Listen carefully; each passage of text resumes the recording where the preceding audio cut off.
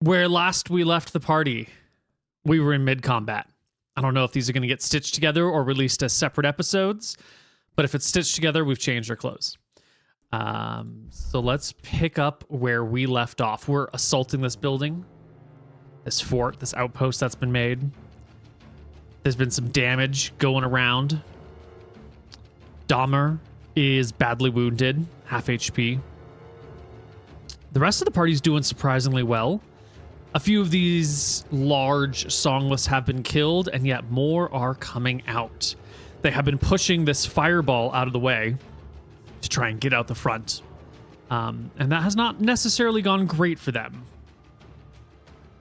At the start of the initiative order, it's this chieftain right here, right by the front. And they're just going to do what chieftains do. He's going to come over here.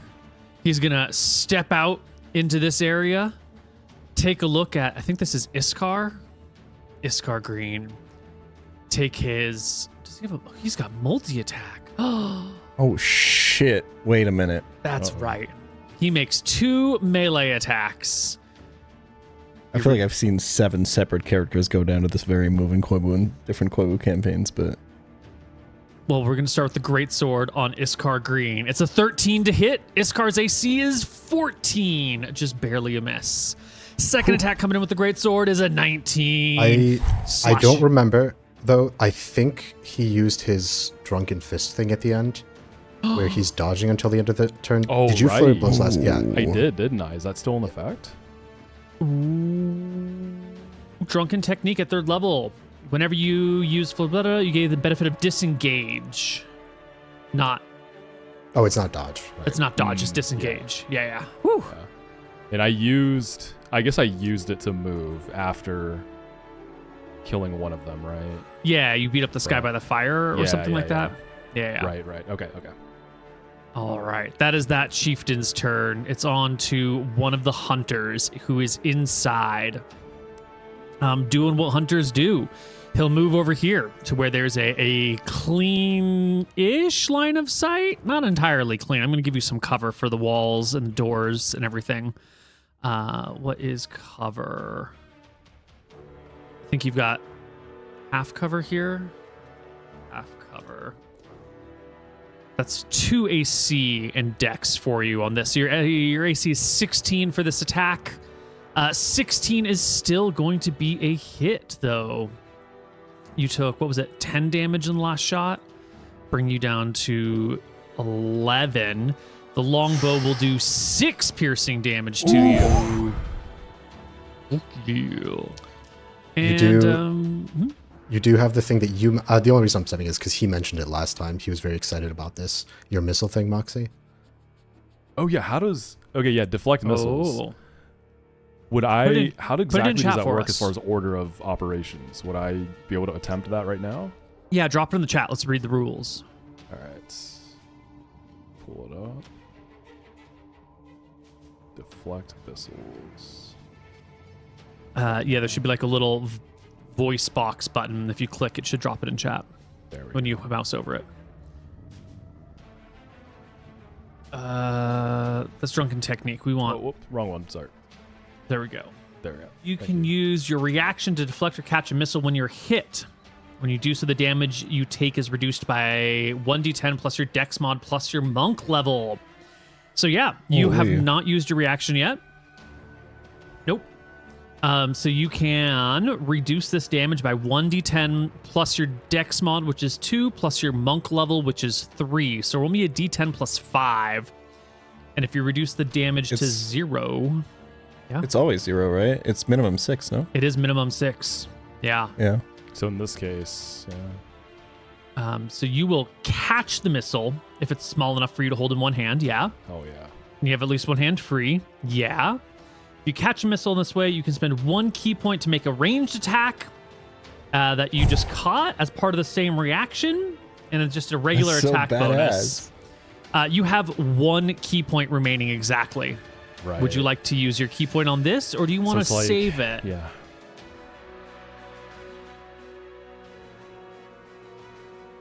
I mean, so as far as taking out these hunters from range, Like, both of you have ranged options. I don't know if I have to get hasty and use up that key point here. Yeah, you don't have I think to. it's better used on your flurry of blows, yeah, because it lets you hit them in. I think it's more value on the flurry of blows, right? So I'm just gonna take the damage reduction. Score. Call it a day there. All right. Well, our hunters also get 2 attacks per round. So he's going to take a second longbow shot at you, which is only a 10, and our hunter will move back to his position on the other side of the wall. Iskar Green, your turn comes around. Your reactions refresh. You got 2 enemies on you, and Hethys is directly underfoot one of these, what do we call them? Chieftains. How much HP do the chieftains have? Or is that not something we're not privy to that info, are we? I don't think you know. Yeah.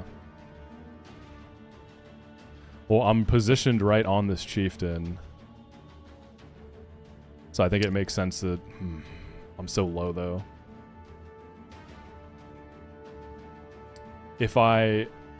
Like, look, if I try to get out of combat here, or get away from this chieftain, I just don't see the value there. I think I might as well. Like, I'm in position. I have my key point. The guy above me here, too. So there's the chieftain to my right. And then there's him. Is he a chieftain as well? The guy right above me? Okay. Yep. So I'm stuck between both of them.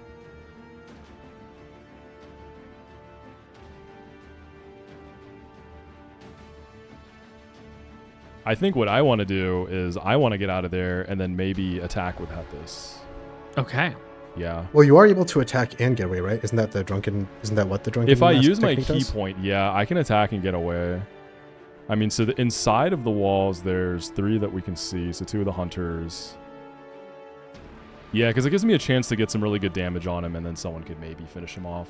Yeah, I'll use my key point, and I'll go for the drunken fist here. All right. On the Flurry one of immediately to my right. blows. Yeah, flurry of blows. Let's go for it. You are also flanking this creature, which should give you a +2 to hit. Right? Because there's a Hethys is on the exact opposite side. It's not +2 to hit, it's advantage on the attack rolls. There you go. So give me your attack rolls at advantage. Temporarily move Hethys so you can see this guy's HP as well. Roll me a second attack because you're rolling twice with advantage here. 13. Now, this is one of those artifacts of having not done the combat all in one go. Was there something about their armor? I remember them being inside trying to put their armor on. I don't remember if we had talked about... Does anyone recall whether or not these guys had I don't remember this at fully all. donned their armor? I think you got them before their half plate, and I just never marked an unarmored thing on them. I remember there being something off about the armor. So a 13 will hit this guy. Go ahead and roll me damage. 5 is excellent. And then roll me another flurry of blows. So was that 2 more attacks, each at advantage? Yep. Roll a second time just in case you roll a 20. Nope, but that's still a hit. Go ahead and roll me damage. Excellent. Huge. Another 5. Nice. And last attack. And then I can use my movement on this one, right? And I get the bonus. So let me check again how much that bonus is. Peachel hit one of these Disengage. guys with a 14. So, yeah. Yeah. It would normally be 15. Thanks for checking that. I'm just reading this again. I guess my walking speed increases by 10 feet. So I'll just move back. Let's see where I want to move. Doesn't flurry of blows give you another attack? Shouldn't you have a third Would I have strike? to? I'd have to choose between the attack and the movement, right? No. You get them both. Oh. Well, in that case, then yeah, don't mind if I do.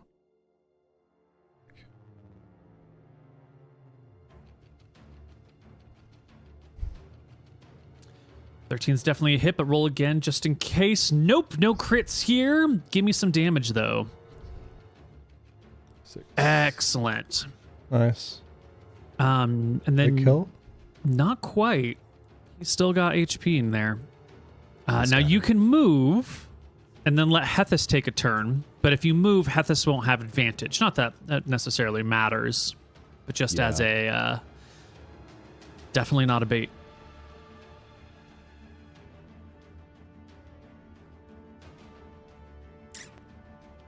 So I definitely don't think I want to be going inside. That's kind of counterproductive.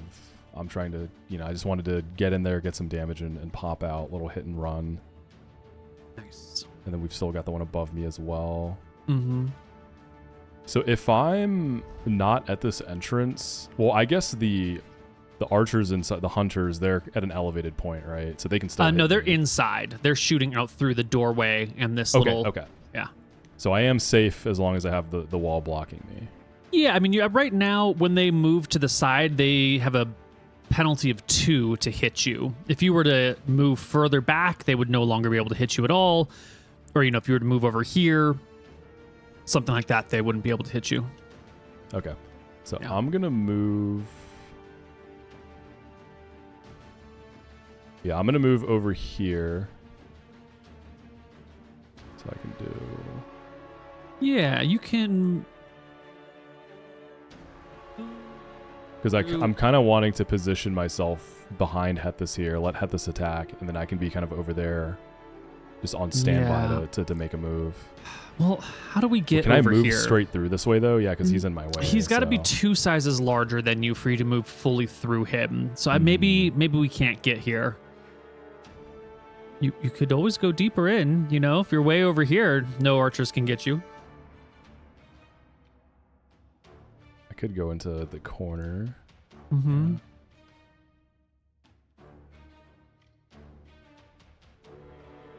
Yeah, it's like I'm trying to position myself defensively, but still be available to do something. Ah, that optimal positioning, man.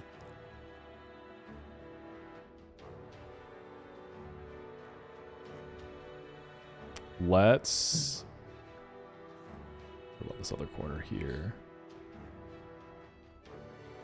Does this right here... Over here? Is that a wall? Like, if I was right over here, could they still hit me? Is that elevated? They the would not hunters be in- able to hit you. No, as soon as you get up next to this building, they Yeah. wouldn't be able to hit you unless they come outside. Gotcha. Yeah, so you could do one of these. Yeah, I think I want to do that then. Yeah, I want to come like right... Yeah, I'm going to pop like right over here. As far as I can go in that direction up against that wall. Right. And Flaming that. Sphere only procs if you end your turn adjacent to it, right? Yeah, I was just about to ask how the Flaming Sphere interacts here if I'm moving like around it. Yeah, I'm double checking the text here. Speaking of which, isn't this guy technically adjacent to it? Where he is? Any creature that ends a turn within... Oh, you know what? I think you're right. I think he is technically adjacent to it. Yeah. 2d6 on a failed save or half as much on a successful one. Good catch. So let's give him it's a dex save. Dex save. Come on, Chieftain. 9 is going to be a failure. Our Chieftain's going to take 2d6 damage. It's only 3. Yeah, so if that's what you want to do, you won't end your turn adjacent to it if you end over here somewhere. Yeah, I'm going to do exactly that. All right. And Hethus can still attack, just not from advantage, right? Correct. Yeah, so let's have Hethus attack. Roll me a bite.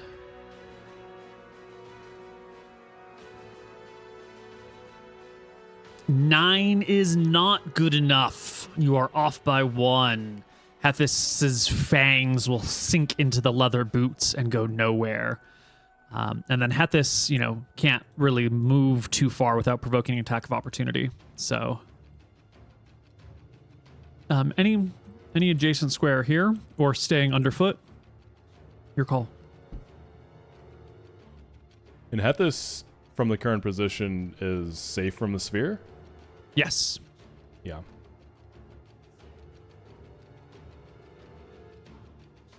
Yeah, I'll stay put without this. All right. The next hunter will move into place, ready in action. A White of Alabaster will take a turn. That's me. Okay. So, I get to move the sphere as a bonus action, right? Mm-hmm. Okay. I can't select it, but that's probably fine. Ooh, let me fix that for you. I'm just going to put this into chat as well so we can see it. Controlled by Alabaster. There you go. Very nice. Okay. Would I be able to move it here in range of this low HP guy without making some barbecued snake? You can roll it into him on your turn, right? Yes, you can ram a sphere into a creature, and then they have to make a save against the damage, and it will not affect Hethys. All right, let me do that. Well, and Seems like the freest damage I've ever had. Boom. yeah, he will make another saving throw. Here we go. It's a 14. I think that beats your spell save, but let's double check. Your spell save is 12. He will take half of 2d6. Why don't you roll me 2d6? We'll divide by 2. That's pretty good. Oh my god. That's pretty fucking good. Yeah. Almost killing him. It'll then, stay in this square though, or this one. Or you could also then move it into the doorway, whatever you want. I can still move it? Yeah, you can move it up to 30 feet, including Holy. ramming it into a person. But only How long one, does it last again? up to 1 minute, so 10 combat rounds. Yeah, I would like to move it back in front of the door.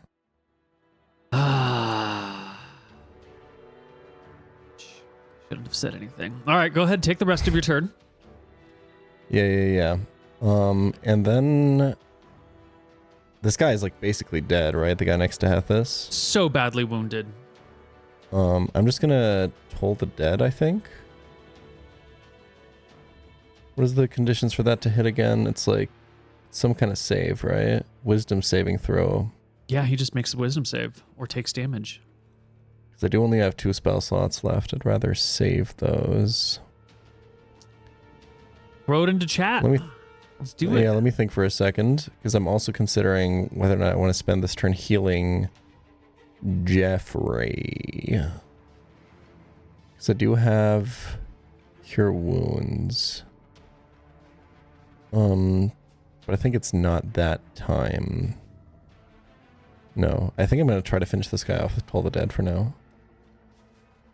Okay. I peek, obviously, from here, right? Yep. From my covered position. Planning to move back behind it after. He's going to make his wisdom save, which is a 22. It's a natural 20. He is not dying today, buddy. This guy's hitting all the saves. Okay, I move back into position, and I want to use Jeffrey's movement just to get next to me in case I want to... You can charge is him this next going to be in round. line of... Is this going to be in line of sight of that archer shooting through the doorway? No shot, right? It's like... He's like... It's lower There's like a ground. There's barrier 2 here. chieftains in the way. There's a fence. Maybe if the chieftains move, they might have a shot, but not right now.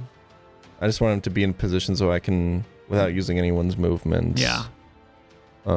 Cure Wounds if I have to, because that's contact, right? Yeah, That's touch. okay. Yeah. Okay. Okay. That Next should be my turn. Next go.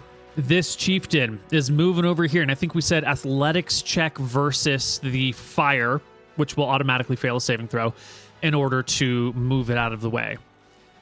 So here we go. DC 12 athletics check is a failure. He will just run into the fire and take 2d6 damage as he tries to move it out of the way. 8 points Sick. to the chieftain, who will then... This is a pretty fucking strong spell. Yeah, he's not going to end his turn next to the flames. Gray of the Morning Mist. I am simply going to shoot the low guy and attempt to finish him off. I'm still in the darkness. Yes, you are. Shopo. Draw and... he's Giga Dead. Maybe. He's got 12 hit points. You do Oh, 10 really? damage. Oh, yeah. Unlucky. I'm simply going to Cunning Action. This fire has been out. We know the Flaming Sphere is the only thing that's giving off light Yes. currently. And this light range is about there. So... Oh, there's I will this torch up here is also giving off light. yeah, I see. It's like right there that the end is. I'm just going to Cunning Action hide again, just in case they're aware. Okay. Arrows And that's my coming turn. out of the darkness. This chieftain, rocking his full HP. There's this little towman run around underfoot, beating the shit out of things. This guy's not a big fan of the towman running around beating the shit out of things. He's also not super excited because he knows there's this thing out here further, but it's dark. It's real dark.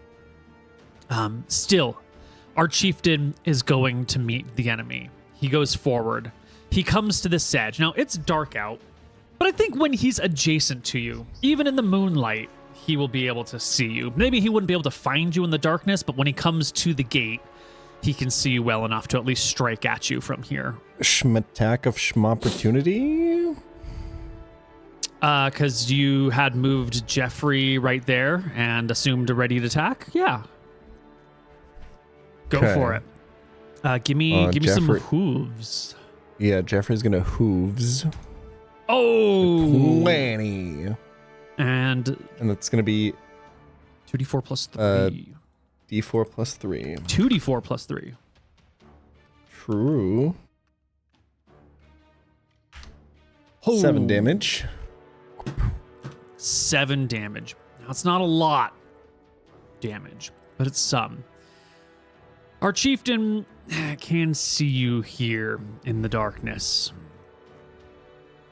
And poor White of Alabaster, with his 11 hit points and his 10 AC. It's not a great opportunity. Oh, no, that wouldn't have mattered. He'll bring out the great sword. Whoomp!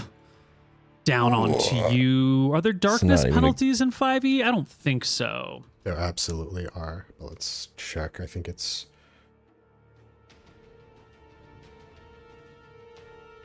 I have 10 AC. I think in the... I'm trying to remember how you ruled in your own campaigns in the past. Attacking something you can't see conveys disadvantage on your attack roll. Oh, what if you it's just can't like see? disadvantage when you can't see Yeah. well, right? Okay, that's right. It's not a flat penalty. It's an advantage or disadvantage. So second attack comes through. One of these two will hit you for 8 points of damage. Whomp. Youch. Yeah. You drop down to 3. And once again, the chieftain will make an attack against you at disadvantage in the God. dark. Here it goes. Dodge roll. 16 is going to hit you, and I do believe you will fall unconscious. I'm dead as fuck, yo. Death is negative 11 for you. You will drop to, you don't do negatives, you just drop to 0, because you don't go all the way to negative Right. 11. And you are Right. unconscious. It's which okay, Jeffrey's got me. ends the flaming sphere. Is that a concentration spell? Come on. I believe it's hold. a concentration spell. Oh, God damn it. everyone else is plunged into darkness. Y'all lock in? Our essentially 0 HP chieftain is not sticking around to fight anything anymore. He would love to live. He's going to take a disengage action. And now that the flaming sphere is gone, he is going to move into the hut. Yeah. And that is his turn. The hunter inside. Well, he's now blocking this guy's point of view. The hunter inside is going to pop. See nothing, ready in action, and Iskar Green.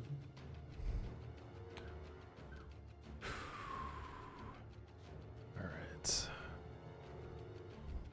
I've got no more flurries left. I've used them all. Not a flurry in sight. I've got about half my health left. Yeah. And now I'm inside with all the guys. Mm-hmm. This is very scary. Mm-hmm. It's worth noting, just in case you're going to think about it, the door does open into the building. And it is fully opened, so it's not like something you can grab and close. Mm-hmm.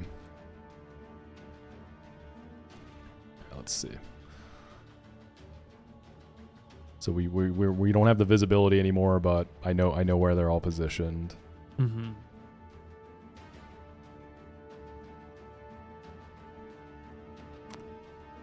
I don't really see any good offensive moves I can make here because they're all right there. If I go up and try to attack anybody, I mean they're all on me, so I definitely don't want to do that.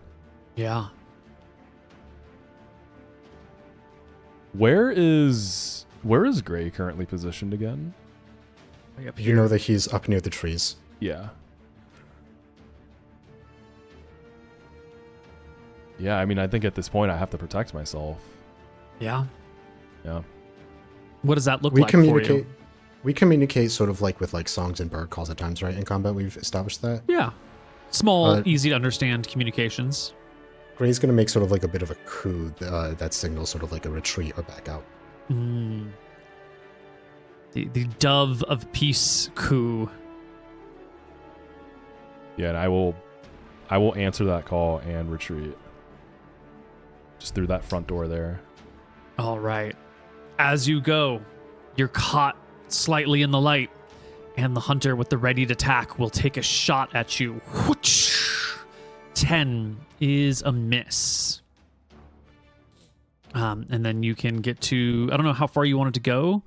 You were like here-ish. I just want to get out of range of that door. So I'll go just like right next to Hethus right there. Yeah. Perfect. And do you have an action you'd like to take as well?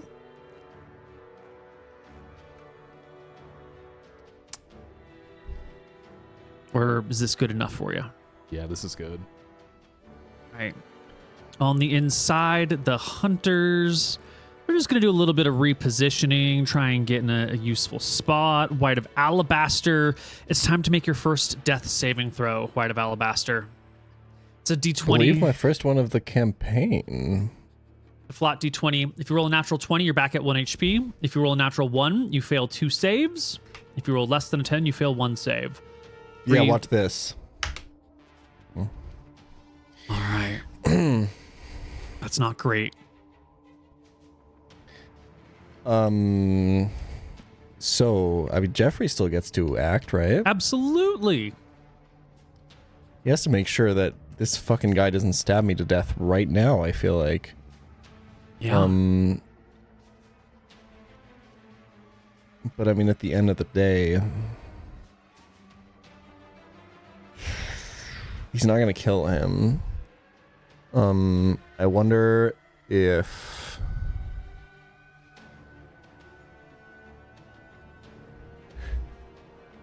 could Jeffrey position himself over me such that even if the Yeah. chieftain, okay, Well, I think So, you got, in that you got case- two options here. Jeffrey can stand over you and Yeah. take their actions, or Jeffrey could use their action to like grab you just shove with or your something. teeth Oh, and drag you away, or use their action to shove this person away and then stand over you. Yeah, you got a couple of options here. I think shove is not great. It's effectively the same thing as standing over me. Yeah, probably.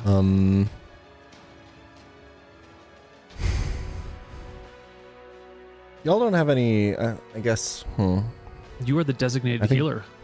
We can medicine Yeah. check to stabilize you, but we can't like heal you. Yeah. Yeah. Well, I'm just gonna pass all my death saves, so that's not really a problem. But You are one natural one away from dead, sir.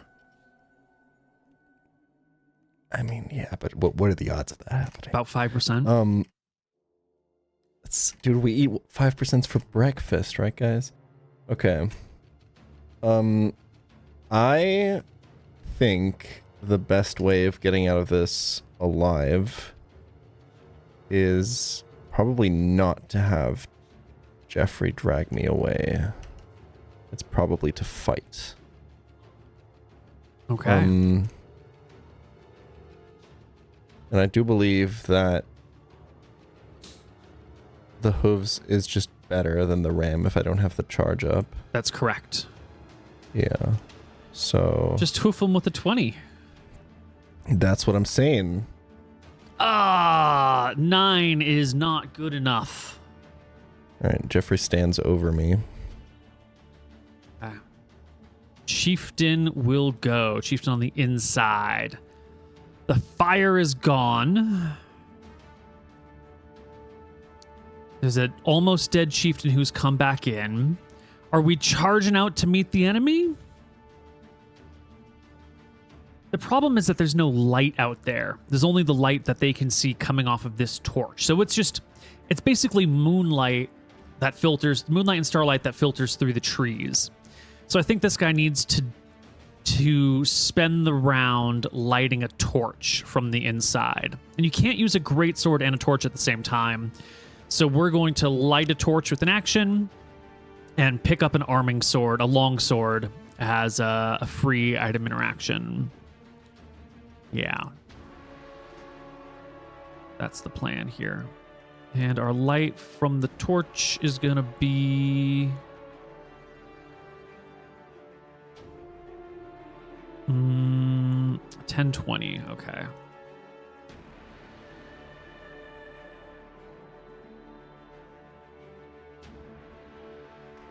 All right. With a torch in hand, he'll step out to here. Actually, off to the side so that the archers can take shots as he gets his bearings. Gray of Morning Mist. I need to discourage this guy from killing Alabaster.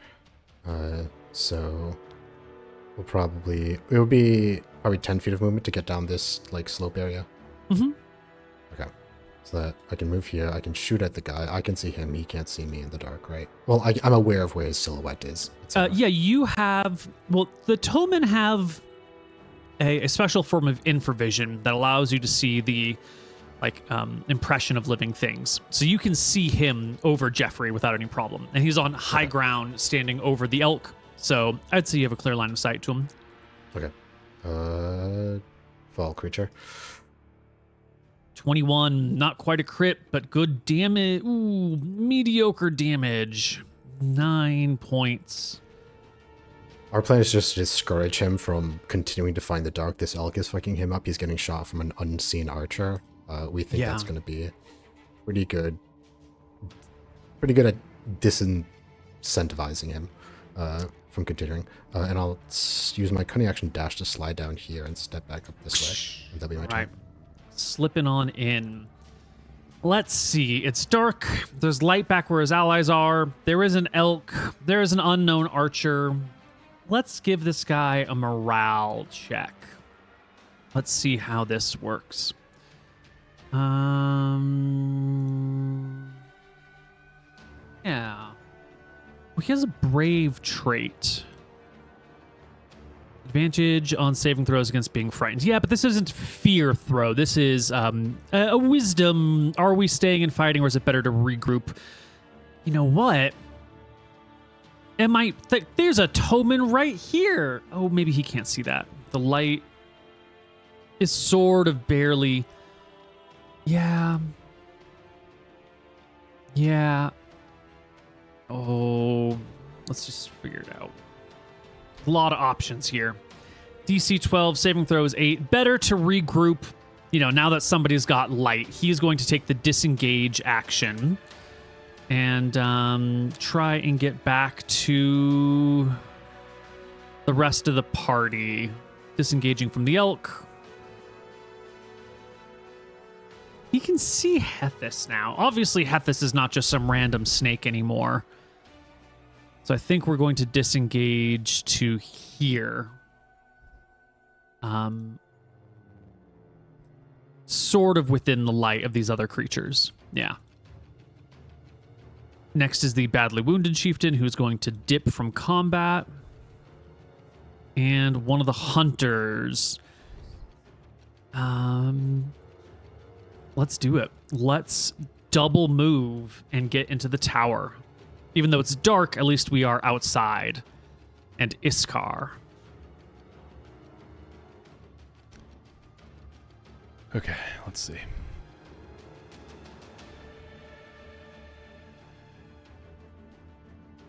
Let's see how far he is from me at this point.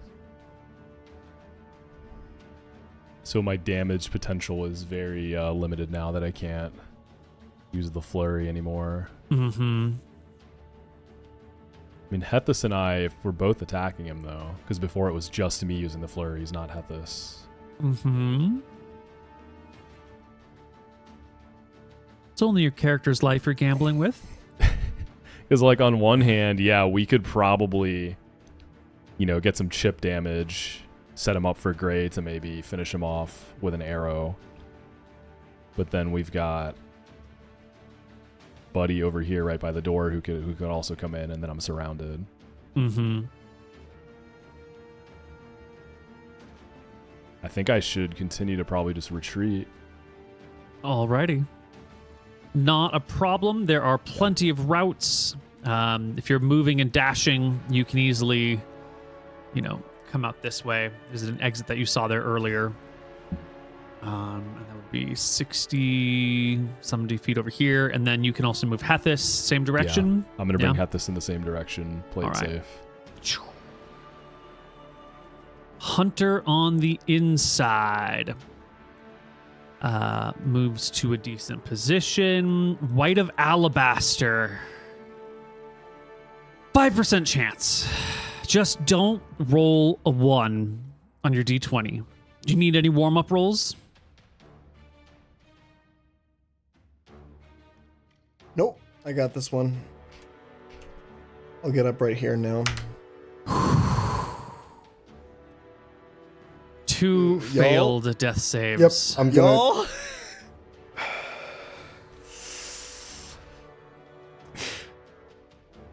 What's Dahmer gonna do?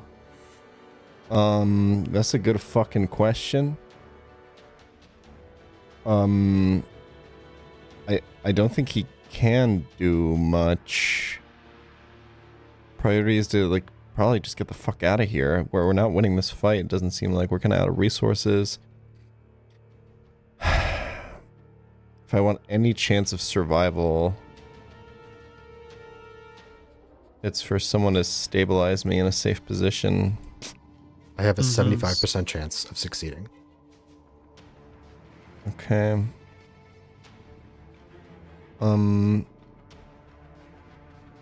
It's dark out here. They can't really see what's going on. That's right. So my goal is just kind of to have Jeffrey drag me to a safe position that can still be reached by another character. It's like right here or something. As fast as possible. Yeah. Probably. Cover the trees, maybe? I mean, it's all dark Yeah. outside, but yeah. Yeah. I feel like he would find the other characters here. Mm-hmm. I feel like he would, you know, grab me, see that I'm in trouble, and find the people that he knows can help his soul bonded. Absolutely. Jeffrey can feel the strength of your connection to these other creatures and instinctively understands them as part of the pack and capable of helping. Yes. All right. Next chieftain over here. He's got the torch. He's going to move out. Dum, bum, bum, bum, bum. Longsword in one hand, torch in the other. Gazes around. Can't really see too much. And I think that's the end of his turn. Gray of Morning Mist. Where did I see Jeffrey? Thought you should have seen Jeffrey walk right by me, right?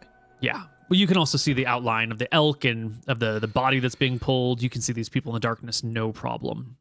75% chance to stabilize you. Here goes the medicine check. Game, please. It's clutch. It must be done. 7 is a failure. Okay. It's a DC 10 check, right? Yep.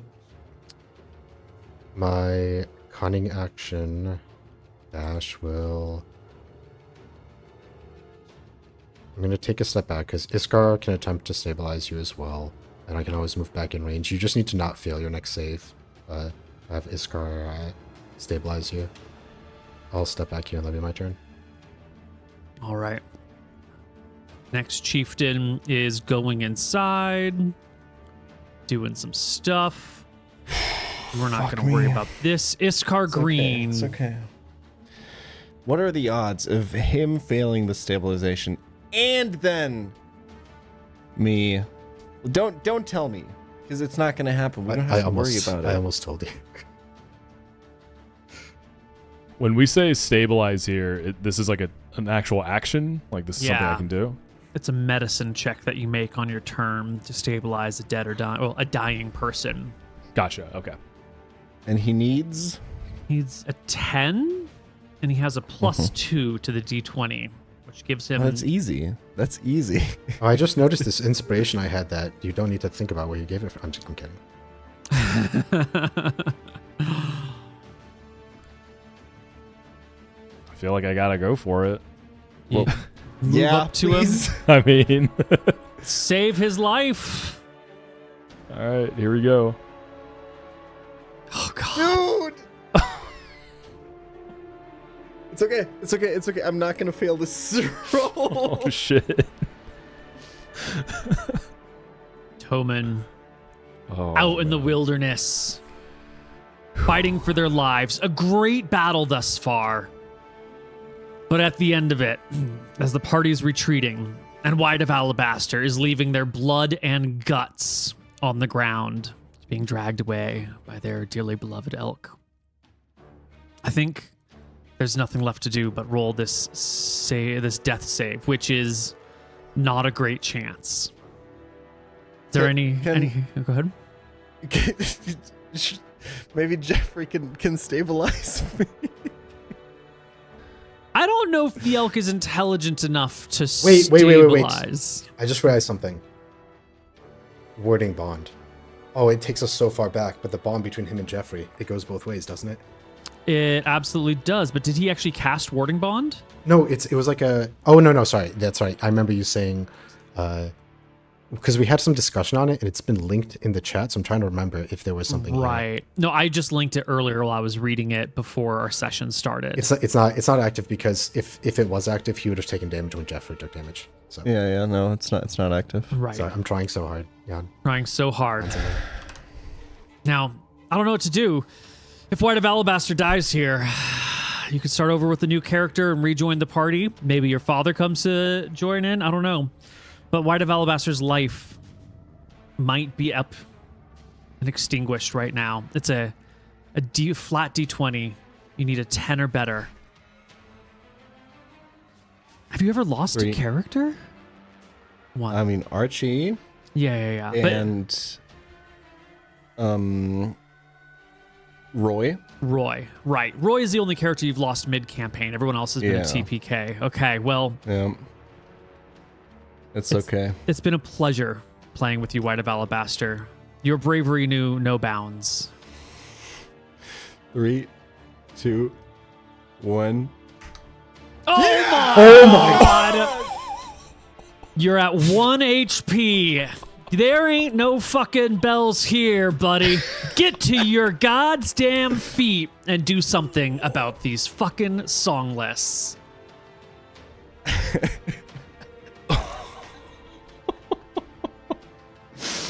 Oh shit, that's Insane. my boy right there. White of Alabaster rushes into combat.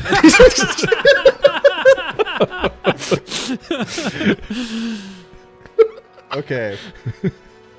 Can I cast Cure Wounds on myself? Yeah, totally. I'm immediately gonna do that.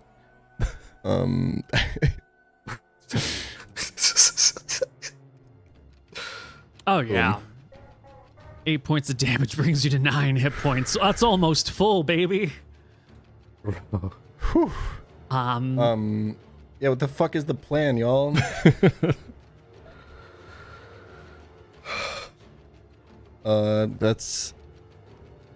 Honestly, I mean, stay under cover.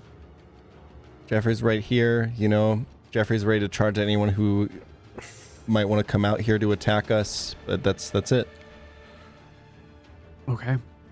It sounds to me like the party is going to disengage and retreat from this position, yeah? Mm-hmm. Mm-hmm. We're just going to step out of combat rounds because the enemy was going to come looking for you. They'll be checking the various avenues.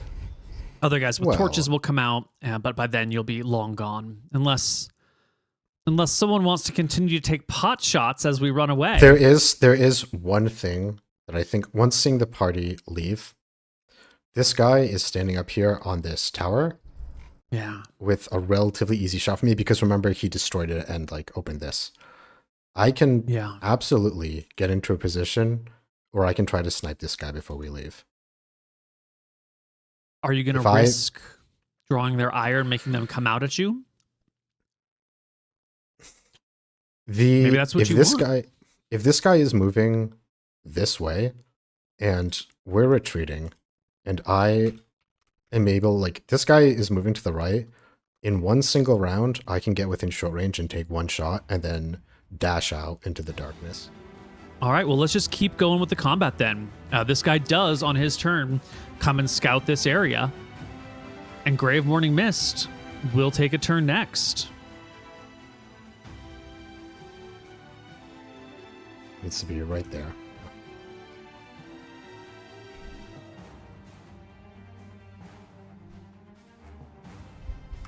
Nice, clean shot. 100 feet away. I need to be slightly closer. It's that way. There's an angle. Okay. And I want to be on this side of this thing. 80 feet away. Take aim, and I'm only gonna take the one. If it doesn't kill him, it doesn't kill him. This is just to basically keep them on guard. This isn't me being greedy to kill them and bloodthirsty. This is discouraging them from following us. Mm-hmm. Totally understand. Wait, let me roll it again because it doesn't see me. No crit. 13 damage though. Okay. On the hunter. 13 damage to the hunter. That actually will drop the hunter. Very nice. They don't have very much HP at all. Gone from combat is this one. And that guy was dangerous because he's the one who, if this guy with the torch actually gets line of sight on us, can actually shoot you guys. Mm-hmm. So, Right. As the enemy continues to fall, this guy equips his torch and his longsword and comes back on out. Iskar Green.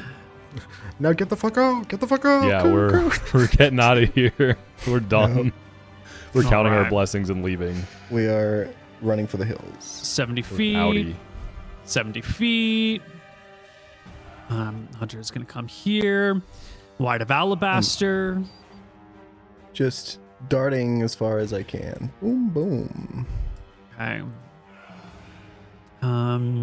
Chieftain. We're going to double move into the darkness.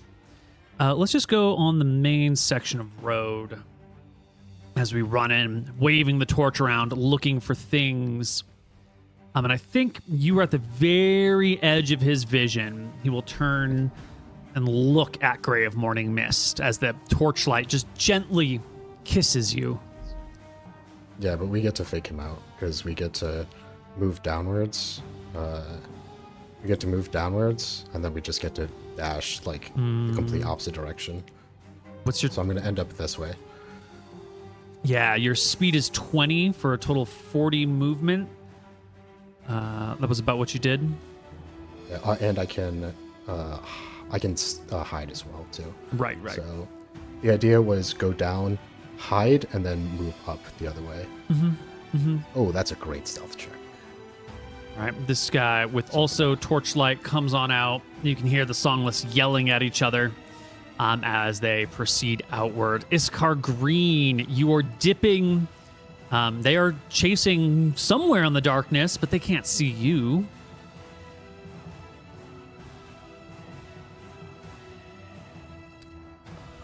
Still backing up? I'm still backing up, yeah. I guess, does the general direction matter at this point?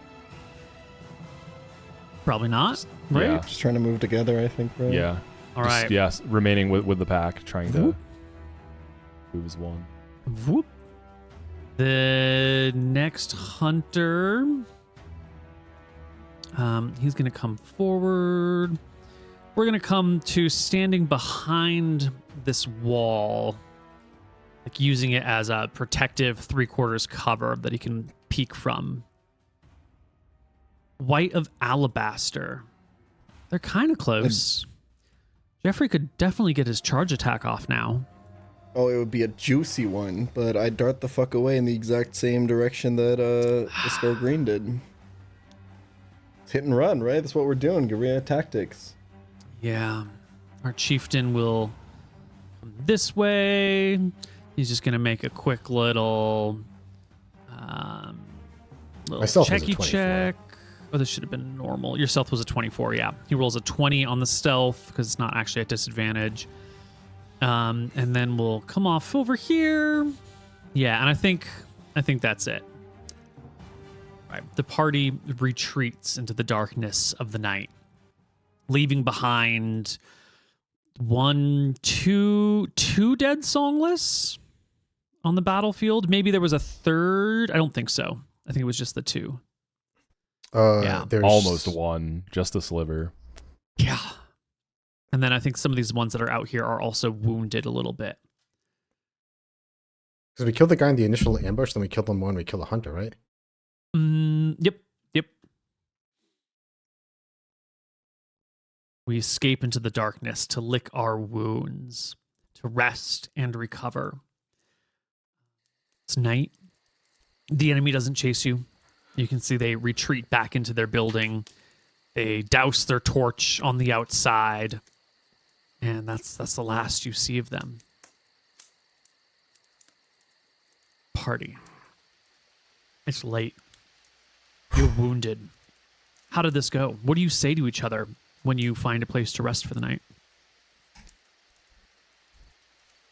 White of Alabaster is pretty shaken up by the fact that he almost fucking died. Maybe a little bit in shock. Maybe just kind of trying to meditate and find the light of a Loomis somewhere, sitting maybe against a tree. Maybe Jeffrey's next to him and he's kind of petting him like absent-mindedly just to feel something warm and furry and comfortable and familiar. Mm-hmm.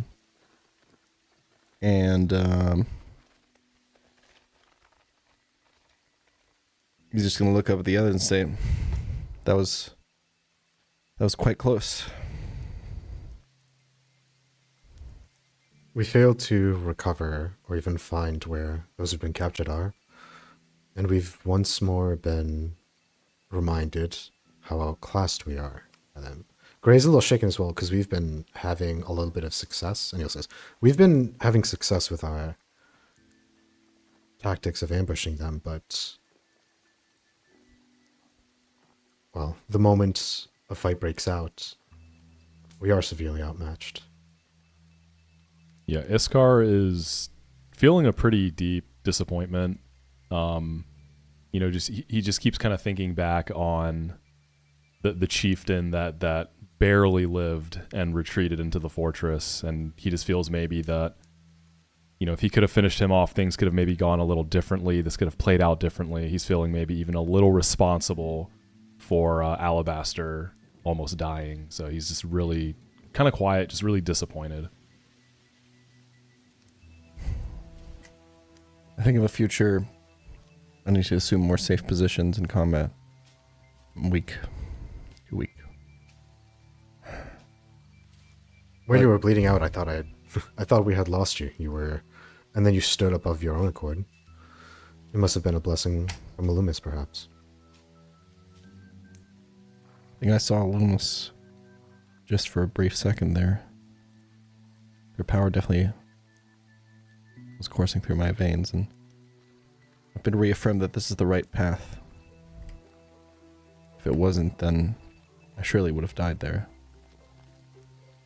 He remembers the prayer that he did before doing this attack and how much he was encouraged. He felt encouraged by the gods.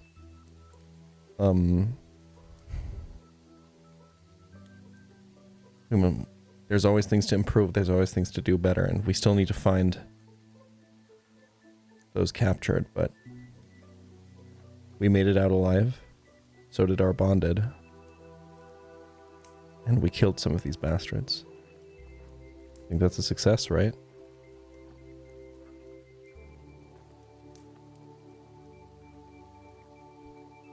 Well, good. Gray starts to say something and then shakes his head. Calls Mithra over. Gives them a stroke on the chin, then just sort of sits by the edge of their, well, not quite camp, but goes to lean against a tree and just ponder. Right. You will all get a short rest tonight. You can regain hit points by expending hit dice. So can your animals. On your character sheet, there's a little hit die button just below your HP area. If you click that, you can do it up to 3 times. You'll gain a certain amount of HP. Minimum 1, so that's 1 for you. I'll use another one to go to full. There you go. You're down to Iskar. Did you want to hit point up? Wait. Let me do Jeffrey. Oh, yes. So where's his hit die? Yeah, he's got a different style of character sheet. You're just going to have to manually roll a d10 plus 1. Mm-hmm.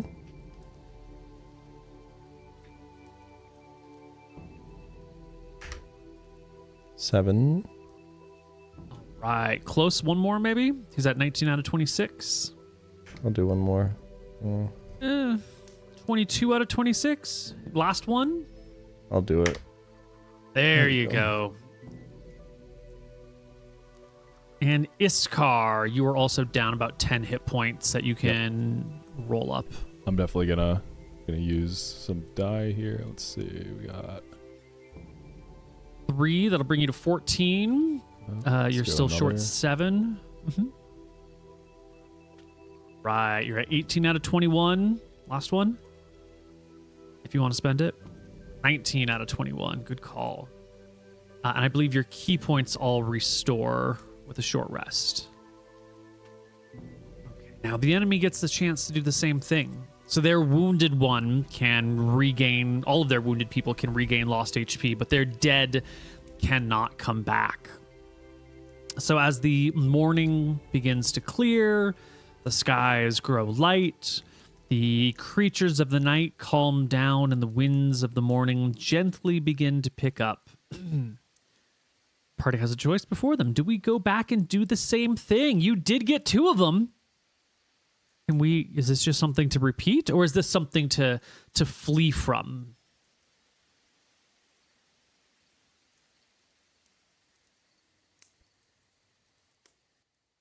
Gray will wait for the others to see how they're feeling in the morning. He's going to gauge and see where their heads are at.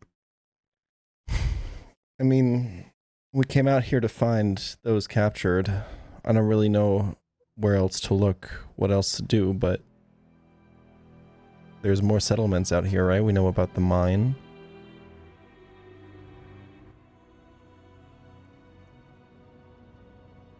I don't think we should leave until I don't think we should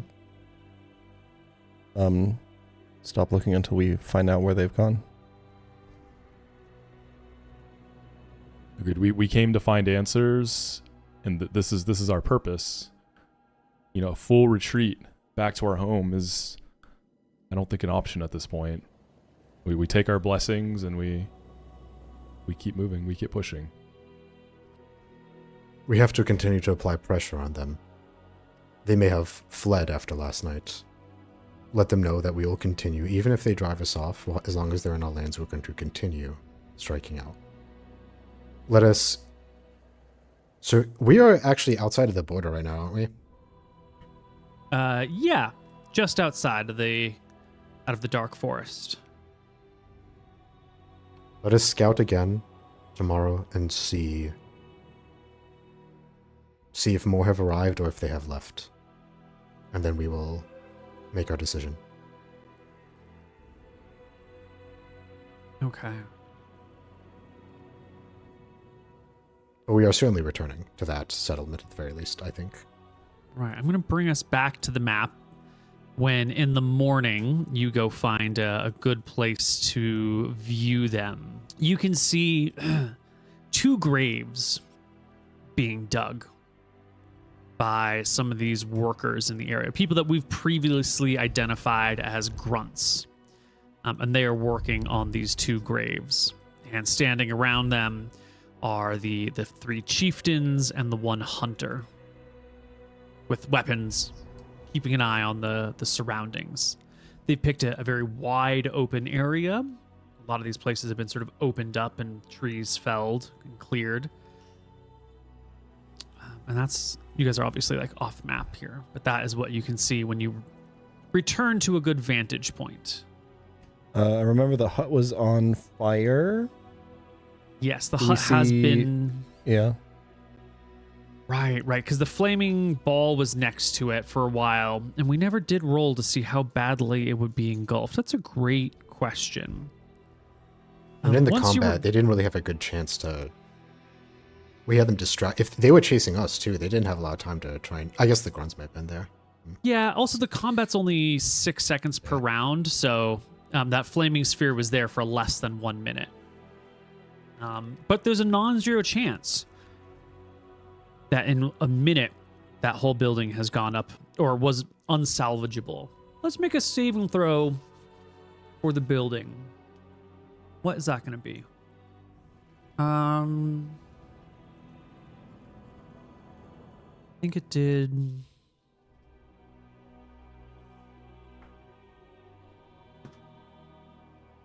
Not a lot of damage to the building.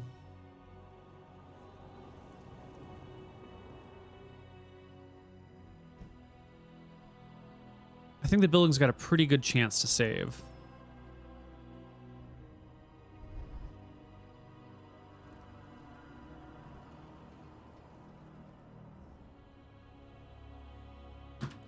Natural 20 on its saving throw. Also, what does that mean? It means the building did not go up in flames. That it had been scorched and damaged, but after you guys fled, they were able to pat it out before it got too out of hand. So the building survived. It's a little scorched. The grunts are digging some graves. The bodies are going to be laid out neatly nearby, ready to be put into the graves. I don't know if this is a time that you want to do something, make your attack, or if this is fine just to observe from a distance. And come back in the night. Haunt them like ghosts.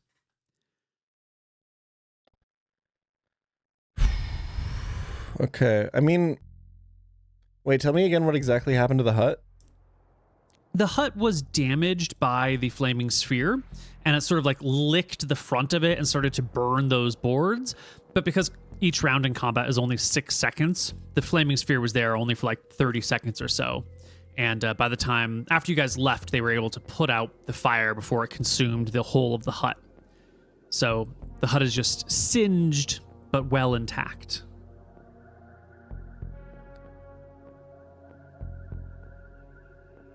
Okay. This ceremony of theirs, when... have they put the bodies in yet when we start to see it?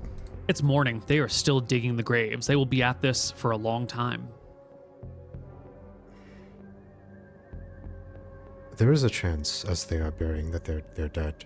We can see if we can look within the hut to see if any of the lost Tomen are there, or at least confirm.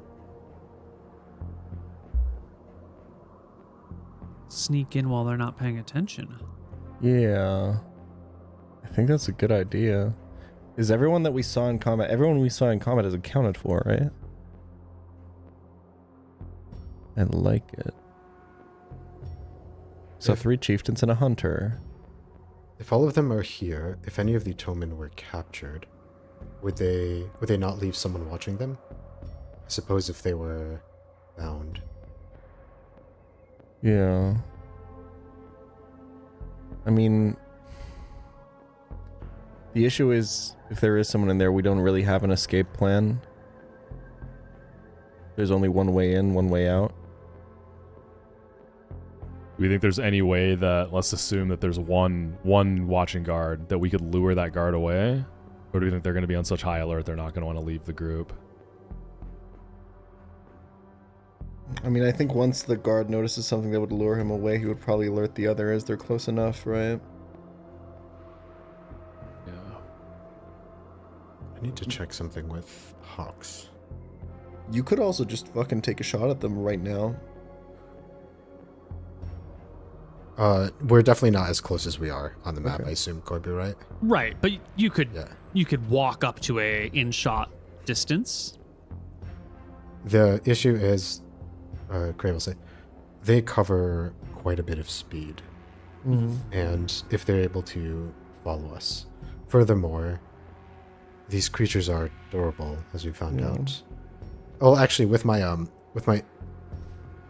I cannot, any of those larger ones, he points towards the chieftains, I would not be able to slay any of them in a single shot. Perhaps the other huts. Yeah, it's probably not worth it. As for looking inside the hut, I just think if anything goes wrong, there's like no way of getting out. We don't even know, even if there's nobody there, right? We still have to, the only path in is basically past, and we'd have to sneak past the trees. But like there's too many opportunities to be discovered, and once we're discovered anywhere near the hut, we're doomed. This is going to rely on a bit on, so the people who were captured were people who are harassing them, so they should be people we're somewhat familiar with, at the very least. Mm-hmm. They should at least know of Mithra. I'm trying to think if I have Mithra just go stand on the building for a second, perch like a hawk for a moment, and give a call, like a little bit of a hawk call, and then return to us. Because I've tried to sort of limit how much I'm able to do, because having just like a mobile, go tell me what's over there thing is too much, right? But I'm trying to think, and tell me about this, Koibu, is how feasible would it be to have Mithra do like a little bit of a call on a thing and just see what happens? Maybe, and you can decide whether foundationally it would make sense. If they might even be bound, right? But I think that's something worth doing to see if there's any response from Mithra, or even we hear a call from the inside. You share an emotional connection. You can't like count with that. But if Mithra were to fly into the building, for example, and see friends in the building, you might feel an emotional response from Mithra that like, oh, look, friends, in some way, shape, or form. It wouldn't tell you how many or which ones they are, but you would at least get a positive identifier of like, there is something that Mithra feels compassionate towards or is part of the flight.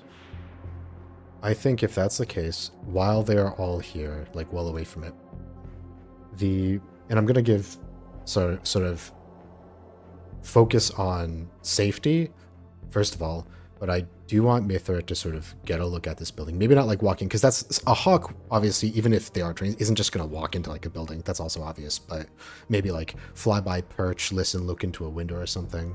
I'm going to impart upon Mithra the necessity for safety, but also the emotion, the desire to know that there is something important within that.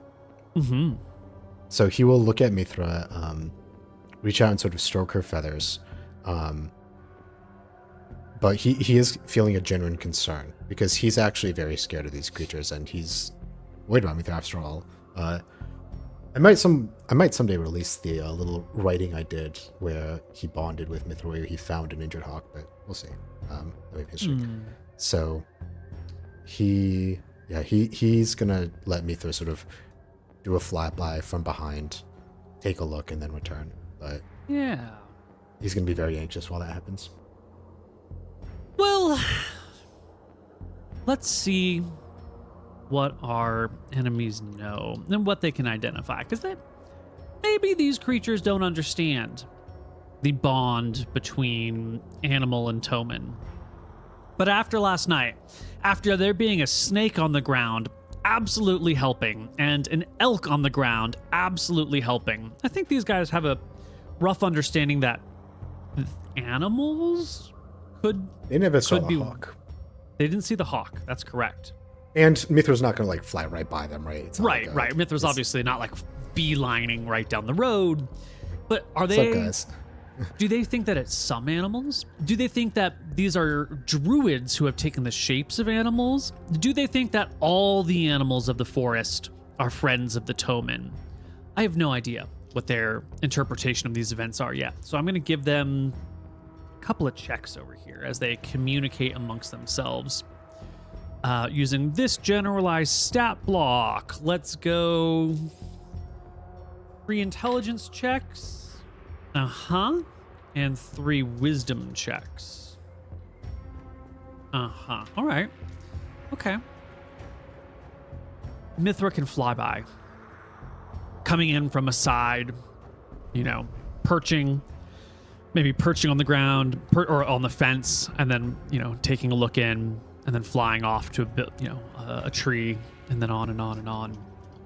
You will get no sign of recognition from Mithra when they peer inside that building.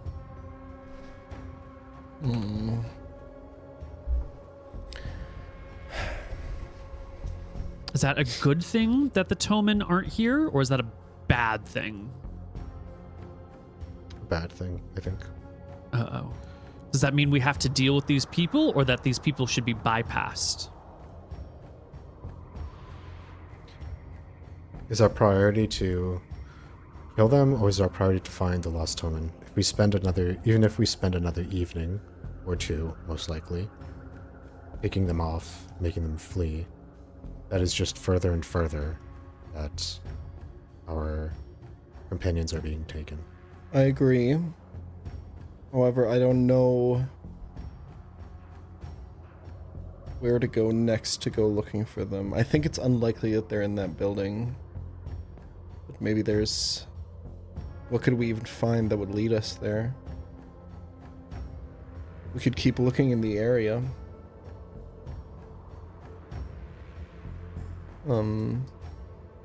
Look at more settlements, more places. Yeah, It there's feels there's still the mine. That'd probably be the nearest location, but What bothers me is if they were taken somewhere, why wouldn't they have been taken here? This seems like the perfect place. It's defended. There's a lot of songless here. Why would they take him to a mine where presumably work is being done? Why put them there? Or larger settlements. Remember, the ones that captured them involved that... I don't recall how we refer to them, but the robed one, the spellcaster. I've been using the word warlock, but you can use whatever language you'd like. Yeah. I suppose we need to look for the bigger settlements. And assume that they were brought there instead. Or we need to assume that they're dead. But If we cannot fight off the settlement, a larger one, yeah. perhaps stealth to recover them. yeah. Gray is struggling for a moment. I'm gonna look out and run a hand sort of along the bow. I truly do not know what the right path is right now.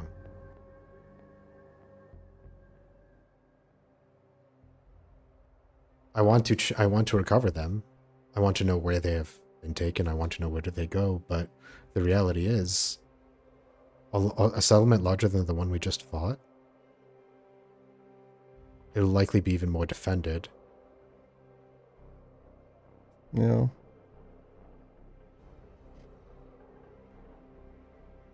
Going into a songless settlement would not be something that you could fight your way through. It would have to be a sneak or a creep or something like that. That's what the Leotis guy did, right? They would on with snakes and have them go in at the night and just using time on your side because you live so much longer than these creatures. Pick But them off that's- one by one. That does for picking them off. It doesn't do for rescuing. Right. It doesn't Right. help us. That doesn't help us get anyone out. Alabaster thinks for a second. He remembers again the prayer he did before they launched their first attack.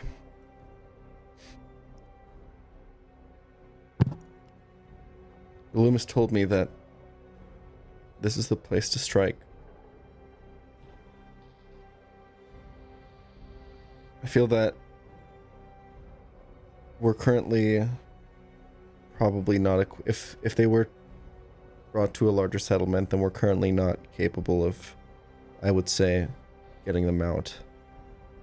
If they're here, our best chance to save them, it's a low chance that they're here, but our best chance to save them is to pick these people off.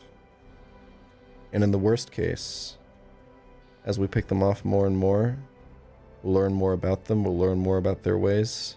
Maybe we'll find something in there that could help us. Information or something. And from there, maybe we can push forward. At the same time, there's a chance that they're still being moved. And with haste, if we're able to find them in a smaller camp between their camps, there's a chance to save them. Which do you consider a higher chance, and what is more important? What is more important, getting vengeance on them or actually saving our people? How long has it been since they were captured? Well, it took a while once they were captured for the scout to return home, and then it took a while for you to come down here, and then you waited until nightfall to attack the camp. By now, they could easily be in this town, unless they had stayed in the camp until yesterday. But even the distance from the camp to the town is pretty close. You would need to run like the wind and get lucky. I do also think that getting information about the town, how it's set up, how it's fortified, how it's defended, is valuable to our cause. And if by some stroke of luck we see them there, or we can find more information about why they were captured or where they are or what's going on, that could be good. Ray, you think we should head towards the town?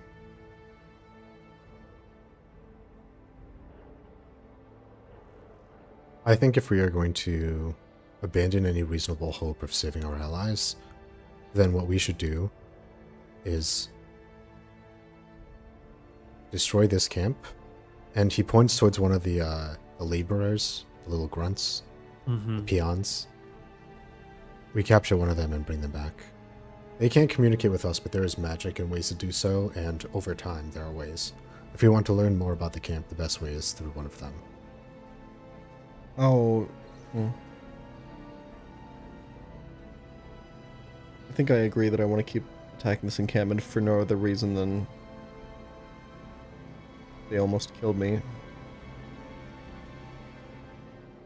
And I'm not going to let anyone do that to me, especially not a songless. Iskar, what do you think? After that last encounter, I feel like we could have done a little more. It didn't quite go in our favor, but I'm in agreement. I want another shot. I think we have it in us. Okay. Okay. Now, Well, so far, go ahead, please. Ray, you mentioned capturing one of them. Do you have a plan on how to? We don't have any way of didn't come restraining them, do we? They didn't come out for the fight. They will, if we deal with the others, those will likely be the only ones left, and they should be easy to pacify. Alright. Then I say, by nightfall, we take another shot. Okay. Now, there's going to be some options here. The default plan does sound like you wait till nightfall, but digging graves is a long process, especially if you're not a trained grave digger. And these grunts are not. They're laborers. So they'll get to it, but there's only 3 of them, and there's these 2 graves. And right now, these tokens are positioned, pretty defensively. But it's going to take hours. And over the course of the day, someone's going to have to go get food and water. People are going to maybe want to look out a little bit further. There's going to be some point in time today where maybe they're not all clumped closely together. And are you interested in taking a daytime opportunity if it looks good? Or are I would you be. specifically interested in just waiting until darkness? I would be interested in taking a daytime opportunity. Discussing this with the rest of the party. Thus far, they have only known us to attack in the night. Even if one escapes, knowing that we attack in the day as well is a further way to strike fear into them. If they can rest easy during the day, now they'll have to be on guard all the time if they know it. But we should be very careful. Quick attacks and retreats, no protracted conflicts during the day. I agree. All right. Who among you is the last to have rolled a die? I see Moxi, Alabaster, Gray. You're the last one to roll a die.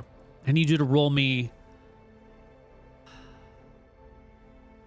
a 2d6. High is good, low is less good. Just below average. So you're going to find an opportunity today when the chieftains are a little bit more spread out and the hunter has gone back to camp to maybe gather some supplies or something like that. And the grunts are still grunting away. You'll have gotten close enough that you can be... It sounds like you're just trying to be in bow shot and take a couple of pot shots. Potentially. Even at the laborers, because if I kill one of the laborers, it suddenly makes it a lot longer for them to go for the graves, right? What's the max range of your bow? So the max range is... Here's the issue, right? Is the max range is 320. The short range is 80. But even if I'm attacking hidden, I'm attacking at neutral, right? Right. Which means I'm not getting my sneak attack. Unless I have Mithra do like a which is like, that's not something I would do. Like have Mithra fly by, aim my shot to right till when she gets there now. Is the max without sneak attack, the max, even if I auto crit, I'm looking at 2d6 plus 2 damage on something with my auto crit. How does assassinate work? If something is, I'll just put it in chat. Do you have advantage? You have Well, sneak advantage on attack. any rolls that haven't. Okay. Right. But yeah, attacking at long range, I would be attacking at neutral instead of advantage, which means I wouldn't get my sneak attack. You wouldn't get your sneak attack, but your assassinate would probably proc because they're not expecting. They would be surprised. I don't think that would kill a creature though, because it's 2d6 plus 2 damage. That's an average of what, 9? Yeah.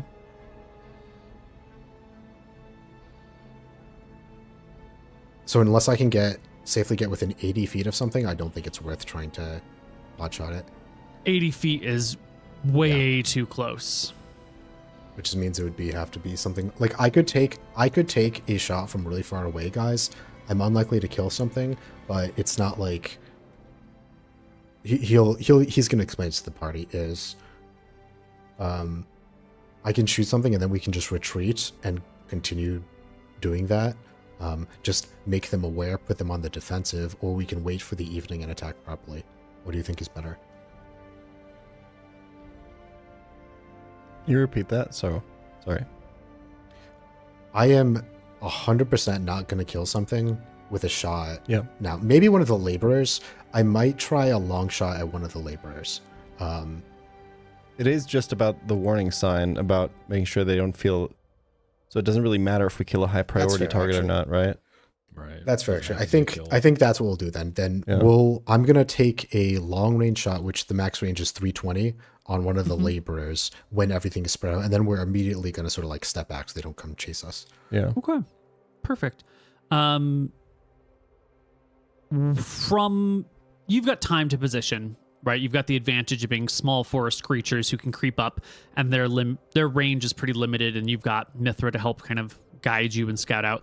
Would you like to pick a direction from which to fire? You could, fire from the direction you came. You could maybe try a different angle if you can get it to work. You could even do it from across the river. I don't know across the how you river. want to. Yeah.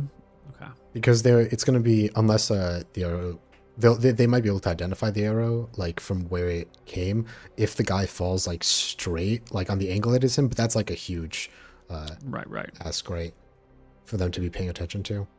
Okay. Well, I think we can hand wave getting into position. You've got time. They're in a clearing, which might not actually be working to their advantage anymore. So why don't you give me an attack roll? No advantage because you're at max range. You're not seen, so so advantage and disadvantage cancel. Yeah, just give me a regular everyday attack roll. A casual D20 plus 4. Lol. Boo! Your D20 plus 4 will go wide and just kind of fly past someone. The real question here is, did it get close enough for them to notice or not? So you're going to roll me a D8 on our scatter diagram. A 1. Look up the scatter diagram. God, I love a good old diagram or a good table to roll on, you know? 1 means it is short. That's probably a good thing considering we're on the riverside.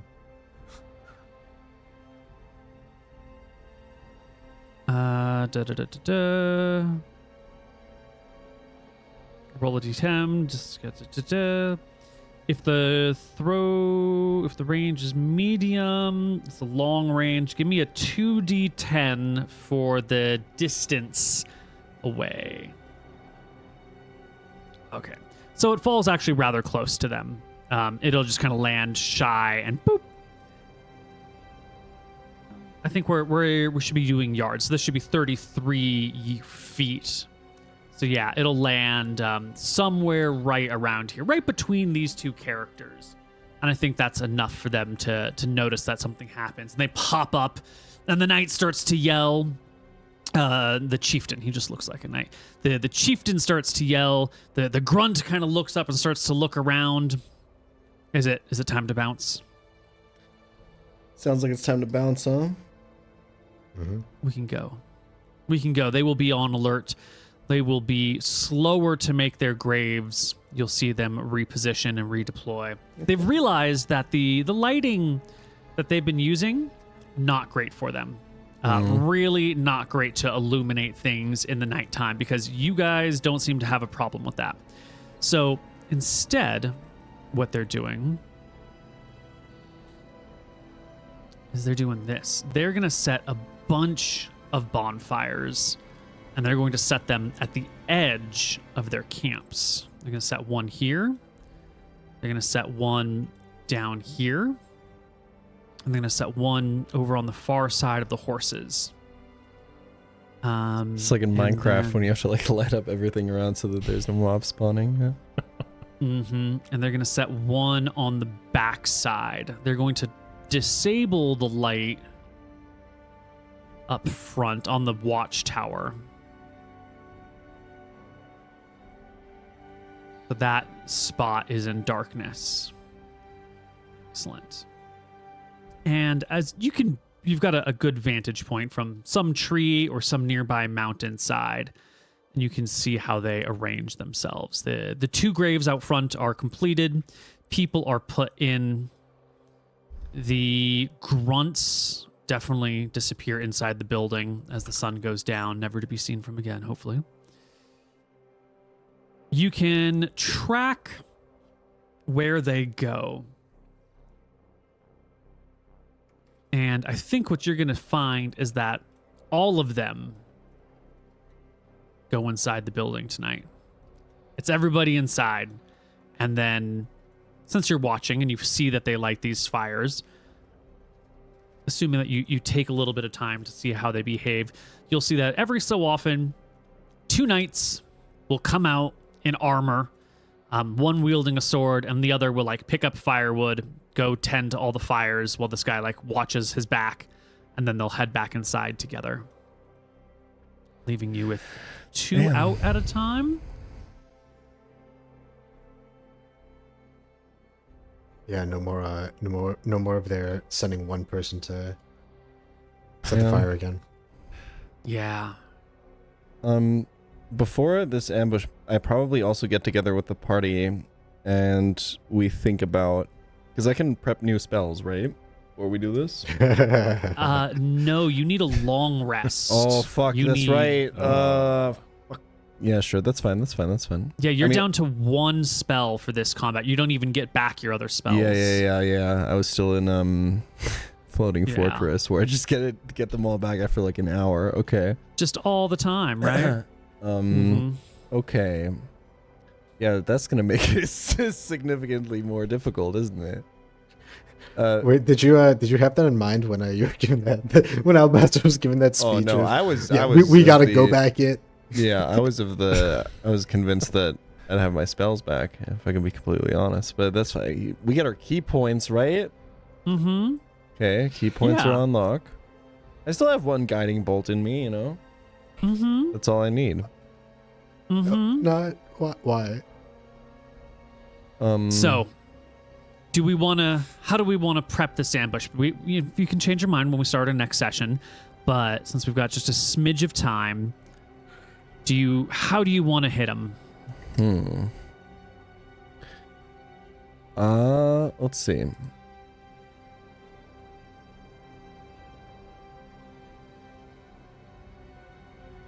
If you had another flaming sphere and were able to just set the building on fire, it would be great. Yeah. I don't think we've ever done. It's so hard to set a building on fire when people are inside of it too. It's not just like, it's not like we can go with a torch and be like, haha, building, and then it's just. Mm-hmm. And also we cook, right? We cook our meat. We have fires. We use fire, right? Yeah. I also have a burning hands available. That's fire. What's the damage on burning hands? Good question. What is it? It's like none. 3d6. I think at higher level hold on. No, it's The fire ignites any Unless- flammable objects in the area that aren't being worn or carried, but I think to do damage I'd have to cast it at higher level, right? no. I think it has a flat 3d6 damage. Oh, I just cast it. Yeah, okay. Wait, where do Maybe back a where's spell that slot. There you go. listed? Oh, Yeah, I'm blind. I can't read it. Okay. yeah. Okay. Do So you can do some damage. Mm-hmm. Do we think that we can take on 2 of those knights together? I could position myself in a position just outside of their range, wait for them to light a fire, and then shoot and retreat, and Yeah. slowly pick them off that way. I think perhaps the best thing to do is that at first, because if they retreat, and we retreat as soon as I take that shot, Mm-hmm. because if they try to pursue us or they go back, we might discourage them from trying to keep those fires out. Because I can keep doing that. It will force them to change their tactic or give up with the fires. They'll either have to move with us, or they'll either have to chase us further away from their allies and be isolated, and in which case we don't even need to engage them. We can just flee.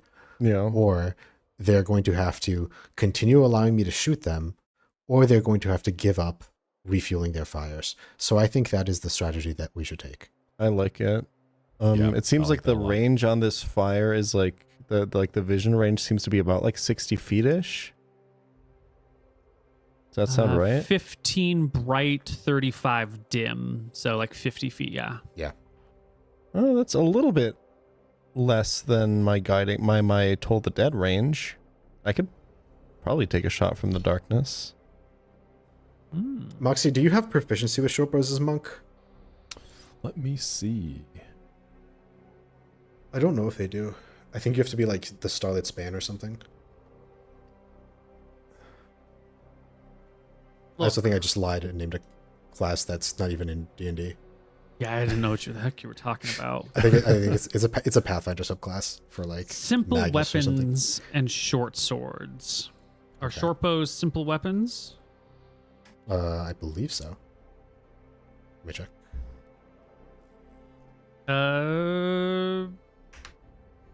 No. Oh, they're not. Rip. Is it no short bows? Oh yeah, they are monks have to simple use darts. ranged weapons. It does just say simple weapon. It doesn't say simple melee weapon. I just realized we also just don't have another show up on us anyway, so it doesn't matter. Oh, yeah. I'd have to borrow yours. But I do think that the best thing to do is just harass them. Not try and fully engage, but harass them as they try to stoke their fires and force them to change. They're either going to have to, as I said, their three options are try and pursue us into the dark. We don't have to engage them. We can move back. If one of them tries to go call their allies and one is low, we can attempt to finish it off, engage it. But we should be ready to retreat. And then we do it again because they're either going to have to just sit there and allow me to continue shooting them from the darkness, or they're going to have to let their fires go out. Yeah. So I think that should be That's our plan clean. this evening.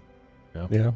We just grind away at them until they change their strategy. And once those fires are out, we can do more. I'm starting How to would you realize get that away? that is... You know they've got 30 speed. You've only got 20 speed. I'll hop on the elk.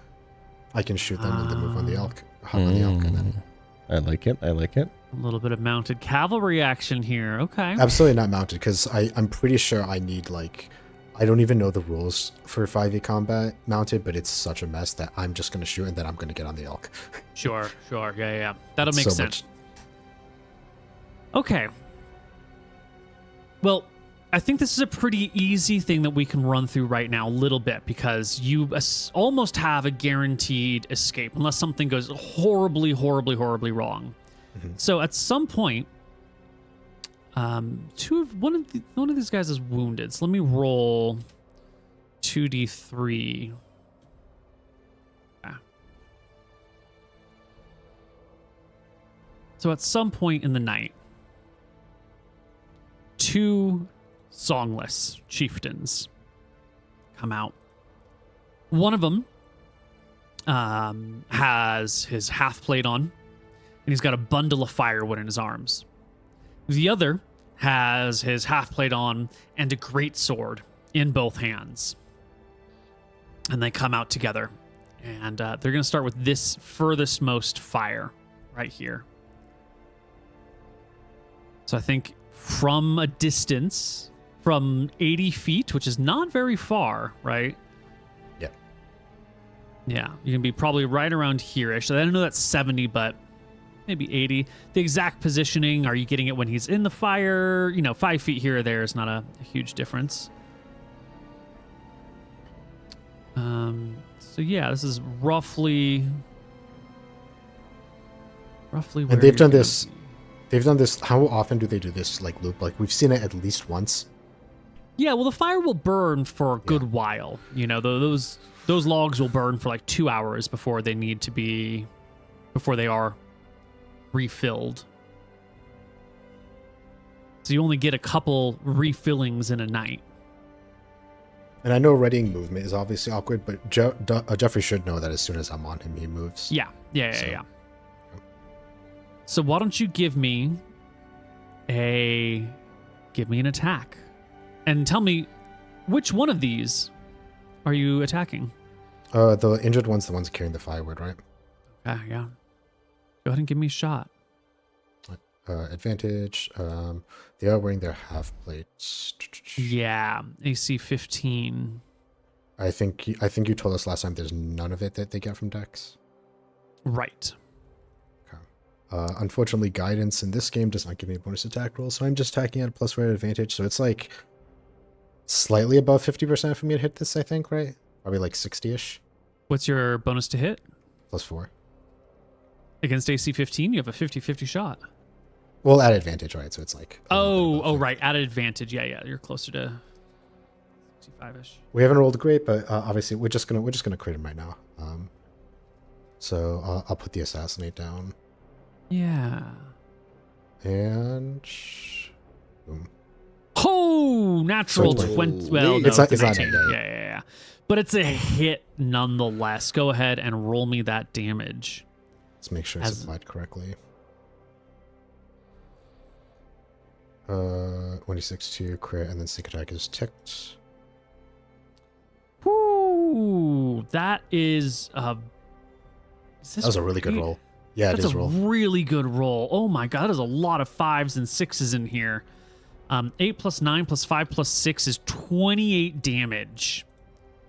That is, look at that HP bar.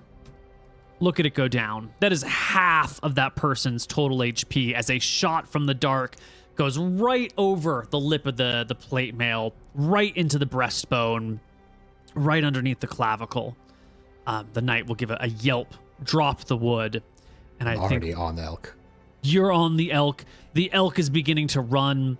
The one guy drops behind the other guy, and they will together, leaving the fires alone, back into the hut. Nice. Then 15 minutes pass. And then, coming out of the hut, are all 4 of them. Oh, shit. 2 in front, one with the bow in back, and the one who's going to be gathering firewood even further behind. Now, We're already back to the party by now. Yeah. yeah, you've retreated back, but you should see this and you have options to do something about it. In this situation, the ones in front have forgone their great swords, and they're taking torches and arming swords. Long swords, a much better approach in the night.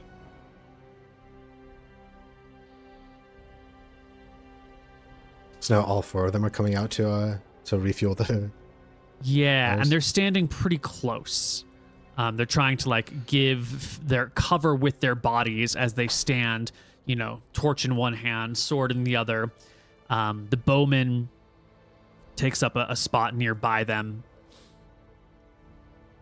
And this guy comes up. Now, you've retreated away, so I assume you're not in position to strike as you see this happen. Perhaps but they long range will- shots, but I probably wouldn't take those. Those are like, as we saw, I'm attacking at neutral and it does not a lot of damage. Yeah. Yeah. They'll fill this one, and then they'll very carefully go to the next one, and to the next one, and then the last one is actually quite hard to get to since it's way, way, way down here. That is, you can really only put one other person on the ledge, and then have someone squeeze by them to refill, and then everyone retreats back inside the hut. And once they do, party, are we going to continue with these hit and run tactics, or are we doing full-fledged assault next time? Our goal is to make them, is to either pick them off this way or to at least make them change their fire tending tactics, right? That's like step 1 right now of grinding away at the All settlement. the fires, yeah. Even attacking from 300 feet away is like a lot, but it seems like it's not like I'm going to do a lot of damage, but it is still chipping them away, Yeah. away at them. So how long would this new little loop take? Like, let's say hypothetically our party is, what do you think? Probably like 500 feet away, like for a good vantage point. Yeah. Something like that, like off the map. And Yeah, why not? how long does it take them to start making this like little loop of going all together? To refill all the firewood? Yeah. Maybe 2 minutes per fire. Okay, that was actually a perfect answer. So I would maybe be able to get into range to take just like one Hail Mary shot just to keep them on guard, right? Not to make them think. It might not do a lot, it might fail, but a shot from the darkness randomly, I'm aware it might not do anything, it might not hit, they might clatter, but I think shooting from 300 feet away, I may as well. There's no reason not to. Let them know that we're still here. Yeah. To be a fly on the wall in this building to hear their conversation about this, they're probably really fucking scared. Mm-hmm. Because 320 is a pretty big distance. Yeah, it's So like what you're gonna be fighting from range, not wanting to get too close, don't want to get picked off by that archer who has shown up to help them. he can't see me if I'm 300 feet away in the darkness, there's no way he has a shot on Exactly, me. but if you were 80 feet and one of the chieftain ran Yeah. up to you with a torch, then Yeah. they would Oh, have yeah. a shot. Yeah, they would. Okay. All right, well, this will happen again.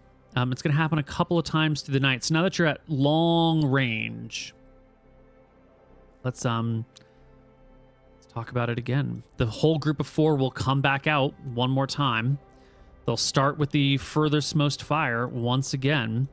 They will reload wood once again. And you're at max range now. Yeah, probably around 300 or so, in case I need to like move forward slightly. Okay. Go ahead and give me an attack roll. At normal.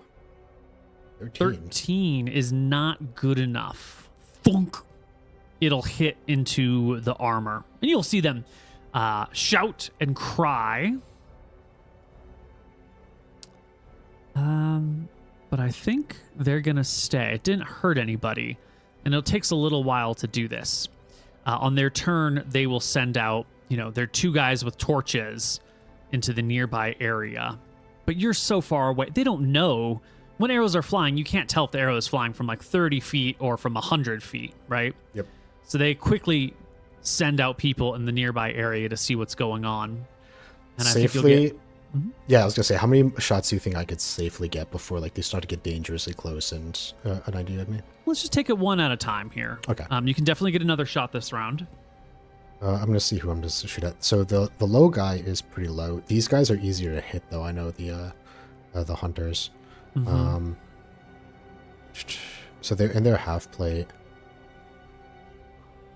Also, what's your range? What's your range on your cantrips? I think it's like 120 at the maximum, or 60. You're 60 pretty feet for far. Toll the Dead. Ooh. Right. Give me another shot there. Yep, I'm just gonna shoot the injured one. Injured one. 16. 16 is gonna do it. Whap. Is that an assassinate? Is there a second D6 in there? Oh, sorry. Yeah, he is still there. There's assassinate, but there's no sneak attack, so another D6. Right. 8 points of damage. That is quite a lot. The second attack, I'm going to give them some perception checks out here. Natural 18 before modifiers. One of them, the arrow sails like right over their head or close enough to them that they kind of get the direction and they just start like coming out into the darkness. And your tokens aren't actually right here. Yeah. And they start coming out in that direction while the other one follows up behind them. And the two in the back will take this as an opportunity just to get the heck out of here. At this And point, before I think we do fall end- back. Yeah. So. Yeah. No, before we end today, you have managed to separate their two very brave, very generous chieftains who are coming out looking for you from the rest of their pack. Do you want to hide from these chieftains, or are you going to fuck these chieftains up? I'm not gonna lie, y'all. I think we can take. And that's where we'll end for today. We'll come back next week, and we'll see if our confidence holds.